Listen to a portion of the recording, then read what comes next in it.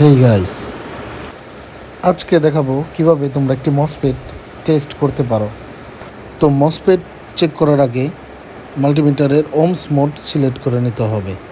Digital মাল্টিমিটারে Ohm's আর diode mode একটার ভিতরেই থাকে, আর এই জন্যই আমরা এই অটো মোডেই রাখবো। ভালো হয় যদি ডায়োড মোডে রাখা যায়। তো একটি মসফেটে কী থাকে, তিনটা পিন থাকে। তিনটা পিনের ভিতরে প্রথমটা হলো গেট, দ্বিতীয়টা হলো ড্রেন, তৃতীয়টা হলো সোর্স। আর এই তিন পিন মসফেটে ফিক্সড থাকে। মাত্র কয়েকটি স্টেপেই চেক করব এই মসফেটটি। প্রথমেই আমাদের ড্রেন আর সোর্সের মান নির্ণয় করতে হবে। ড্রেন আর সোর্স শর্ট আছে কি না, ড্রেন আর সোর্সে ডাবল সাইড মান দেখাচ্ছে কি না সেটা ভালোভাবে দেখে নিতে হবে। এটা সিঙ্গেল সাইড মান দেখাবে। যদি সিঙ্গেল সাইড মান দেখায় তাহলে প্রথম স্টেপ কমপ্লিট। তো এরপর আমাদের দ্বিতীয় স্টেপে যেতে হবে। আর দ্বিতীয় স্টেপটি হলো গেট পিনের সাথে ড্রেন আর সোর্স শর্ট আছে কি না।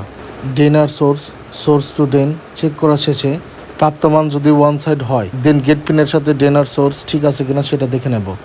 ঠিক বলতে শর্ট আছে কিনা, যদি দেখি শর্ট নাই তার মানে মসফেটটি পুরোপুরি ঠিক আছে। যেহেতু গেট পিনের সাথে ড্রেন আর সোর্স শর্ট নাই, তার মানে আমার মসফেটটি ঠিক আছে। এখন দেখবো যে গেট ভোল্টেজ ইন করলে সেটা সোর্সের সাথে ড্রেন আসে কিনা। তো এখন ইন করার পর দেখলাম যে মান আসে। তো এরপর দেখবো যে ড্রেন পজিটিভ দিয়ে সোর্স নেগেটিভ দিলে মান আসে কিনা। তো এখনও আসছে। তো এখন দেখব যে গেটে নেগেটিভ ভোল্টেজ দিলে এই মানটা দেখাবে না। যদি না দেখায় তার মানে মসফেট ঠিক আছে।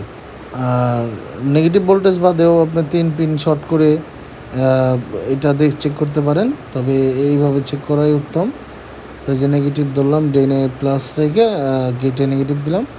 এর মানে যে গেট পিন একটা নেগেটিভ ভোল্টেজ পেল মানে এটা একদম জিরো হয়ে গেল ব্যালেন্স। এই যে এখন আর রিড দেখাচ্ছে না, ওয়ান সাইড দেখাচ্ছে ড্রেন আর সোর্স। তো তার মানে মসফেটটি ঠিক আছে।